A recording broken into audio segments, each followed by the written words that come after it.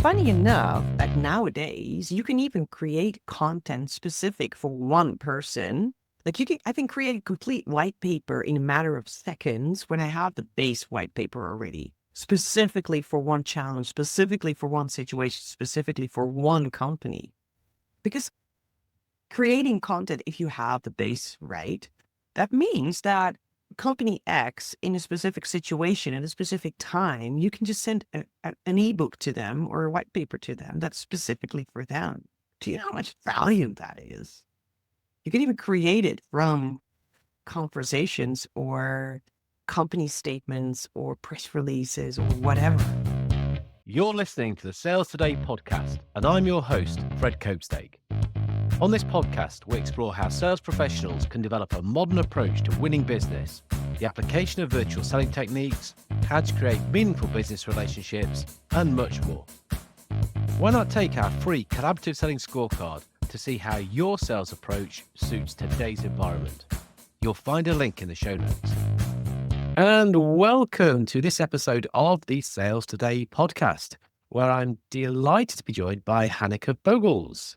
This is part of a mini-series on selling with tech.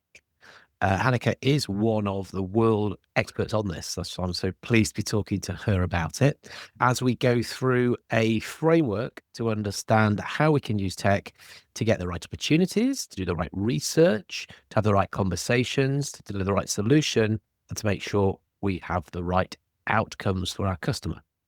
So the second in that series, where we are talking about the right research. So Hanneke, welcome again. Thank you.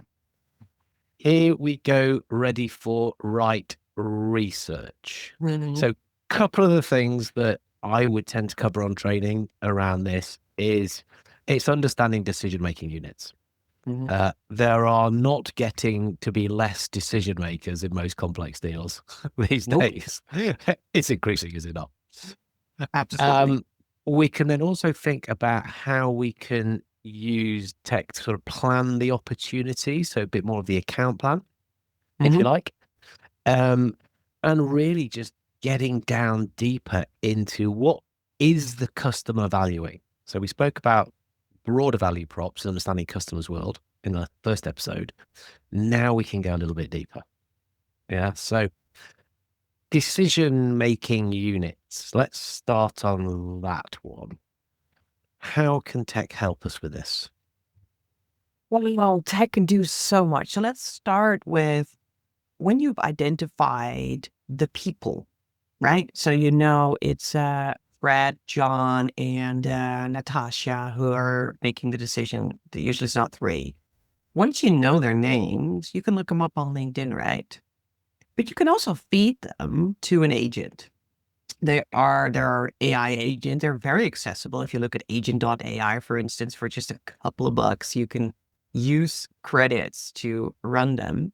You put in that LinkedIn profile or just first name, last name, and company name, depending on the agent that you use, and they'll start digging. They'll start having a look at who is this person, and they're profiling them like based on a DISC profile. And I know there's a lot of people out there saying DISC, it's not scientifically proven and everything, but it does help us sales to identify who am I talking to and what communication style do they like. That means that once you know what type is in that decision-making unit, you know how to adjust that style. And if you don't know that, one sentence, if you feed it to, for instance, ChatGPT or any other GPT, and you ask them, okay, rewrite this sentence to someone with this profile, this profile, this profile, you'll get different sentences or tips how to handle that. You can even train yourself if you start talking to these nifty machines on how to actually do a conversation with these people. So you get to the core of them. So that's one thing about understanding DMUs is... Okay, so let me just check. So agent, sorry to interrupt you, agent AI, are you talking about agent.ai, yes. Okay, so this is the tool. You're not talking agentic AI. That's a different thing altogether. No. So is that like Humantic or Crystal Nose? Exactly. Similar Those are sort of thing. expensive. Oh, okay. Are we? I like the way you offered me the cheap version. You're dead right to do that. Well, there's salespeople listening to this. Their bosses are not always investing in this tech, right? So I want them to have something that is readily available for them. Yeah. And look, this is good sales technique. This stuff, I've been training a long time, 20, whatever, 4 or 5 years. You still This need to stuff we were understand talking what it about. means, but Yeah. it does help for you to identify who are these people and what communication style they're like. So that's one thing. The other is you can even dive deeper on what have they been telling the world? What are they writing about? What's keeping them busy? Like capturing all of this information about people. There are tools out there like Human that help you identify markers, stuff you can talk about, stuff that they care about because they talk about that online, did some interviews, especially on C-level. There's a lot of information to be found about a person. So they've been in podcasts, they've been in videos, like all these transcripts are being read by all of these tools to help you understand who you're talking to. It's like doing 3 days of research on one person in 10 minutes. Yeah. Yeah. No, absolutely. I mean, I talk about the understanding personality style. I said to someone the other day, yeah, you can understand somebody's personality style before you meet them. And they thought I was completely mad. I said, well, no, that's what you do. And it will give you an indicator so you can prep for this meeting. It's going to be short to the point. They'll decide stuff quickly. They're red. That's how they are. There's also a tool like Sales Navigator from LinkedIn that sometimes you just have the feeling that you don't know everybody from the DMU, right? So you have an idea that someone else might be popping up. What you can do is if you have Sales Navigator, you can look into who the decision makers are and have a look at, hey, what could be someone else who would be involved? You can even ask a question about, hey, I think that this person should be involved. Are they not involved? Did they say they didn't want to? Or how does that go? And if it goes, I forgot, or yeah, they're involved, but they don't want to talk to you. It's like you get way more information. That happens, right? Oh, yeah. All the time. But knowing it, that they're part of the stakeholders always gives you the advantage. Because we would know typically, we hopefully would know typically who would be involved in the decision making for the stuff we're selling. And so it would be odd for us if this person wasn't. So we could go and we can use LinkedIn to find them, and that is who this individual is, and that's what we know about them. And we can start to put something together to talk to them or to pass to them or whatever strategy we decided is a good way to share info. Feed a list to your marketing department to have some targeted ads on LinkedIn on like what you're selling for specifically for that group. They will that, right? see these things Automated. from me, but they will see it. And then when I talk about it, it's like, oh, I think I saw something about that the other day. Oh, that you did. Brilliant. Okay. So load of stuff we could do around the decision-making unit. We spoke in the last episode about kind of understanding what particular pains or pressures or opportunities that they might be looking for. So kind of running kind of what would this role be experiencing. What other things then, as we're starting to research and just refine and build that picture about the company, about that organization, so that when we're talking to them, the stuff we're saying, it's valuable. It has to be. Yeah. What else can we do? Yeah, there's a ton of stuff that you can do to do research. And I think that as sales, because we're very busy and we're all over the place, we tend to forget to do deep research on people, on what they need. And I think that reading corporate statements, news articles, scraping that and bringing that into some sort of contained email or somewhere in a system so you can read about it helps you identify where you might have an opportunity or an opportunity might pop up. What you see now is when it comes to tech, and this is a little bit more advanced, But you have all these scrapers that get like information from the internet, and you can have AI tools have that analyzed and say, hey, I now see an opening for this specific product. So it is already a customer or within, and you want to cross sell or upsell to that person. If something pops up, that might be a really good opportunity to do just to reach out for that specific point, right? So that's something you can do with tech, but that's a little bit more advanced. If you have a list of companies you really want to work with, everybody has like that 5 or 10 name list, right? You really want to have them. If you work with any large language model tool that's accessible for chat box like ChatGPT or Perplexity or Gemini, if you would feed them your product and the value proposition that you have and ask them company by company if they can find any angle on it, that would um, would make it a lot better. And there's actually tools to do that whole process for you, but those are like expensive. Okay. So when you say any angle, it's like this is who they are, and we know that we could do some stuff with them because of what we sell. But can you just help me join those dots and come up with the smartest way in to be saying something that they're going to go, oh, Yeah. cool. It'll help me do that thinking. Yeah.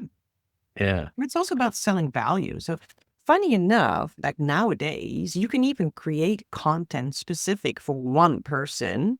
Like I can create a complete white paper in a matter of seconds when I have the base white paper already, specifically for one challenge, specifically for one situation, specifically for one company.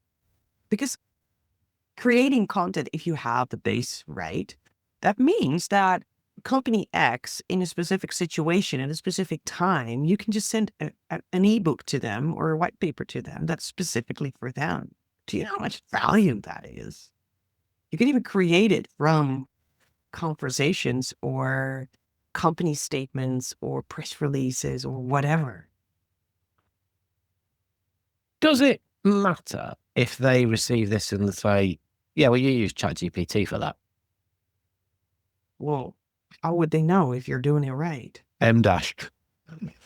Sorry, I'm being a bit facetious. How would they know? Then tell your LLM not to use the M dash, like the other word It's as all the rocket transformation or something like that. It's all the emojis all over. No it. emojis. No It's been written by a emoji. 12-year-old. I think the reason I asked the question is I'm trying to think how I would respond to that. If it is written for Fred Copestake at Brindis about my issues that someone's taken the time and effort to think about and then got a GPT to help them with, I think I'm quite impressed. Well, Their ingenuity, the fact they care, they're going, when I say it's extra mile, they still have to do that, but they've got the smarts about them to do that. And ultimately, that's going to help solve my problem. So I don't really care how you did it. I quite like the fact that we used to do, right? When we just hired a billboard across the street from an office where our prospect was, and we wanted that client, we just put a big ad in front of we did that too, right? This is exactly the same thing. You need to be smart about it. Yeah. Yeah. No, I think, and the other question I had was this, when you were talking about deep research, is this now table stakes? If you don't do this, do not pass go. Do not try to talk to anybody. You will not be welcome to that party because you're not bringing anything. Because there are other people out there who are, they've raised the bar. You're not competing. You just have to do this. Not right now. We're not there. Oh, no, I don't think that's happening yet. But that doesn't mean it's not happening soon, because as soon as people are being successful, that's what always happens in sales, right? Whenever a couple of people are successful with something, other people will start copying it. That means that the whole bar will raise. Yeah. Will rise to a level where you really need to step up. And if you don't, you're left behind. So if your industry isn't, happy days. you've now stolen a competitive advantage because you're doing something that they won't go back and look at anybody else and say, so these guys are sort and you're doing this, you're the one I want to talk to. That's how you operate. I don't really care how you get that stuff because I'm not even thinking about that because I'm thinking about the problem you've highlighted in it and you're bang on. And that is what I am trying to solve. Come on, let's Yeah. talk. Yeah. Yeah. So either So way, it's a good idea to do it. and now everybody's going to do it will no longer work. But hey, we'll see. Well, there's still elegance in how the human takes the tech output and uses that in that blended approach so that it's elegant and it comes across correctly. I think. I don't know. Perhaps I'm wrong on that one as well. It will make things a little bit better. Absolutely. I suspect if somebody is doing that, they're probably quite good at actually talking to people as well and doing the interpersonal thing. And so you've now got somebody who is even further ahead of the game Yeah. than they were anyway. So the gap's going to get bigger. Is that where we do we think? No, well, that's always a temporary thing. So there's always a gap because someone is doing something really smart and raising the bar for themselves. And as soon as more people start to do it, customers expect you to do it. And everybody's like running to keep up. That's like the constant, oh, someone found out something smart. Oh, we're all copying it. Like the whole social selling thing is, I guess, Right. it's some sort of a copy because you see the same thing all over that people are doing. Some smartass started like experimenting in the DM on LinkedIn at some point, got successful with it, taught some other people, and now the whole world is trying to do it. But they're trying to do shortcut and not the real thing that the original one did. So it's like, yes, they raised the bar and then all of us they're successful and then all of a sudden everybody's got to run to keep up and then they'll figure out something else. Yeah. Okay. Cool. So, yeah, we're always going to keep these short and sweet. So really research. There are tons of things we can do out there. People really understand people better using tech. It's crazy. So these conversations are just so weird, aren't they? You can understand people better using tech. Yeah. Yeah. And then you can understand the stuff that they care about better using tech. And then go as person to talk to person about that. Oh, it's amazing. So very cool. Very cool. Can you give us a couple of little ideas there? So where can people reach out to you and send their white papers as to how they can where can they reach out to you if there's any questions off the back of things? Flood my DM, which is already crazy. LinkedIn, Sorry. please. You can find me on LinkedIn. No, I mean, me too. We'll put the links in. If you've heard stuff on here and there's a question or something you'd like us to explore a bit more, perhaps just let us know. We can always do that. But until the next time, where we'll be talking about how we can take this stuff and move it into the right conversation. Thank you for listening to the Sales Today podcast with me, your host, Fred Copestake. I hope you've enjoyed what you heard today. If you did, please get in touch and hit subscribe. And remember, you can take the collaborative selling scorecard for free to check out how your sales approach works in today's environment. You'll find it in the show notes.